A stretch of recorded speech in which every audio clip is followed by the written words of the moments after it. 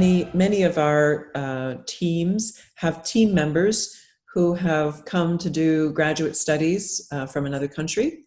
Yep. And they've asked me about whether the fact they're not a Canadian citizen matters when they look at creating an incorporated entity here.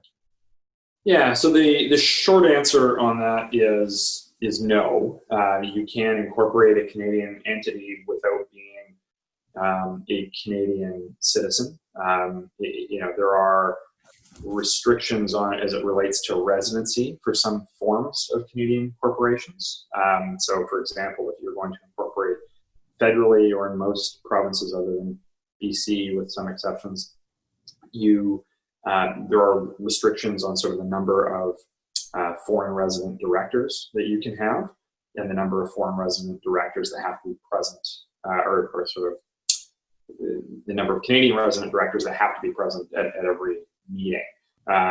In BC, if you incorporate a BC corporation, you don't have that restriction. With sort of non-citizens, again, to the extent that their residency might be fluid, there's a host of other issues that do need to be considered. Is tax implications, and a lot of people don't think about that, but holding shares in a Canadian company is Canadian property.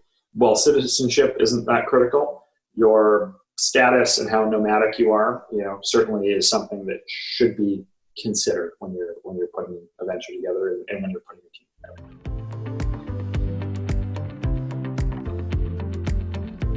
Protecting yourself as an individual and you and your partners as individuals from liability and encapsulating your IP. Those are two good reasons to incorporate. A really great third reason for teams at this stage is so that they can access tax credits and grant funding. Can you speak to that a little bit? Yeah, absolutely. And I agree. So in terms of reasons to incorporate, it's limited liability, it's containing the IP, and sort of right up there with those is the ability to access capital. And I would say that's capital, across the board, whether you're talking about, pursuing various government grants and tax credits and incentive programs that are there, invariably they will largely require you to be incorporated or have some sort of corporate entity before they'll grant you access to those funds. The other key one is, if you're talking about equity financing, if you're going to go out and raise money from angel investors or sort of later stage from venture capital firms, you're absolutely going to need to have a corporation established that owns the IP and that has your team sort of well set up with a good structured cap table before you can even credibly reach out and start having those conversations.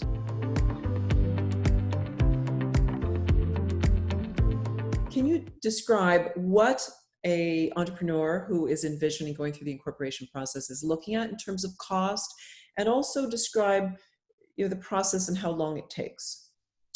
Yeah, great question. So, incorporating itself, sort of two components to it generally in terms of fees. Part of it is fees that are paid to the corporate registrar to, reserve your name and to, file your incorporation documents to get your certificate of incorporation. And so there's a few $100s in fees that are they're fixed costs. So those are paid by the registrar or paid to the registrar. And usually most law firms, for a startup will sort of advance those to you and charge them back as a disbursement. So, typically we're not saying, great, give us the money to pay the registrar up front.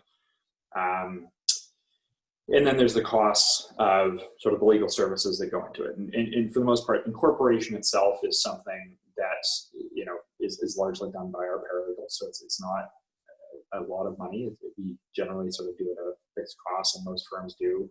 And costs for, depending on the jurisdiction you're incorporating in, sort of range between, $1,200 to $1,500, $1,600 in that range for just the incorporation name reservation piece, and depending on how much time you spend sort of working on your share structure. In most cases, simple share structure, founders who sort of know what they're doing, you can do that at very low cost.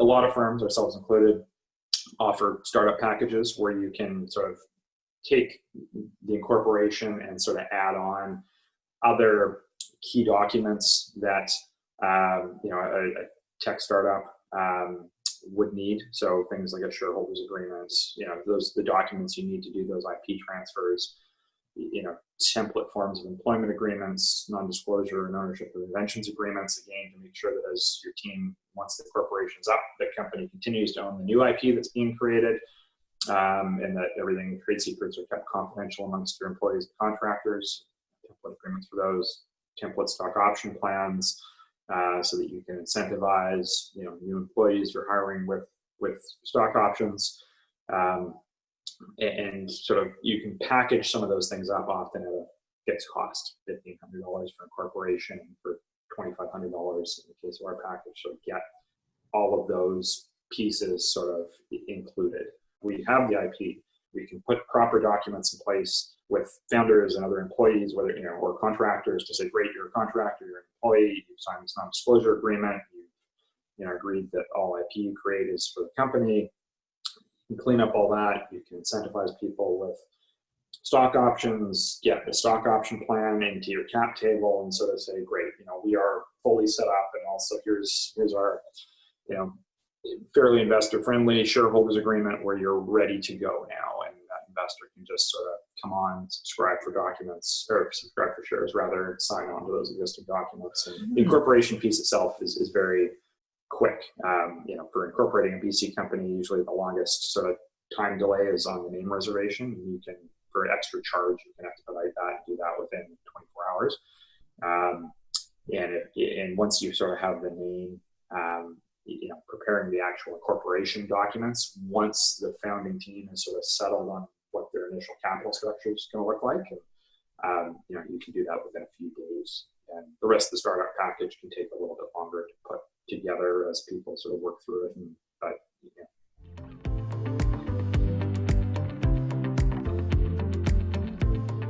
How do the founders during this process figure out their ownership interest? Yeah, great question. A lot of founding teams sort of really struggle with this, and it can be a hard one, and it's often a hard one for us to sort of advise on as well. Sometimes people come to us and they want us just to tell them how much should we each own, and yeah, it doesn't quite work that way. There's some guidelines and there's some things you can look at and some principles, but ultimately, I think that it starts with sort of asking yourself what kind of business is it that you're building here, and then it comes to the question of what have people's contributions been in the past, and what are their contributions going to be going forward.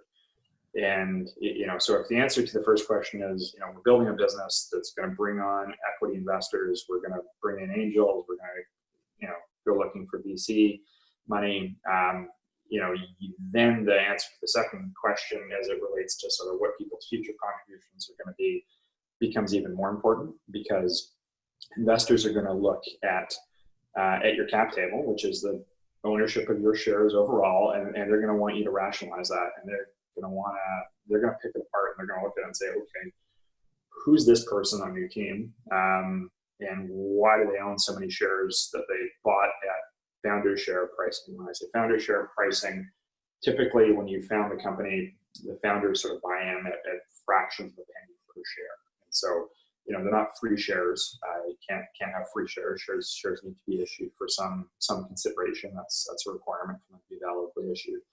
But it's typically sort of nominal consideration. So you might take 1 million shares for $10 or something of that nature. And so when an investor is looking to, buy a few 100,000 shares for, a few $100,000, they're going to say, why does this person have almost free shares when I'm paying a fortune? What did they do to earn these? And more importantly, they're going to say, and what are they going to do for me to earn these? And that's the real kicker. The investors do not put a ton of weight on what somebody historically did, especially, for an academic team. That's great. You spent 2 years in the lab developing this. You don't own 50% of the company if you're going to walk away and not be involved.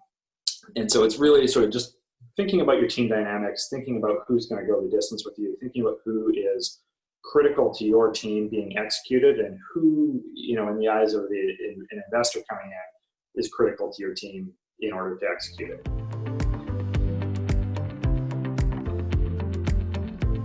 You also typically, when you do that, you're going to put in place reverse vesting agreements for those shares, so that if somebody, despite meaning and intending to stay with the company longer term, if they end up leaving, whether that's to take on another opportunity or simply because it wasn't working out and they've been terminated by the company, you want the ability to buy back a portion of their shares, those very inexpensive shares that they got on founding.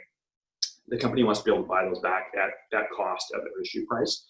And so reverse vesting is really, it's an option. It's a reverse option, effectively. The company has an option to buy back those shares if that person leaves the company for any reason. And that the number of shares subject to that option decreases over time. And so typically, sort of a typical vesting period for those would be sort of a 4-year vesting with a 1-year cliff, which means the earlier you have these hard conversations, the better. Because you can get this stuff resolved when there are no issues, when everyone's getting along, when everyone just sees the opportunity. If you wait too long and there starts to be cracks in the foundation already, people start to get suspicious. They start to think, there's money on the table and maybe you're trying to take something away from me. Whereas if you're just sort of doing it to, get your ducks in a row, follow best practices, people sort of get that. And everyone can sort of come into it a bit more neutral and a bit less biased to other things that might be going on, and just going, okay, this is the right way to do it, so let's do it the right way.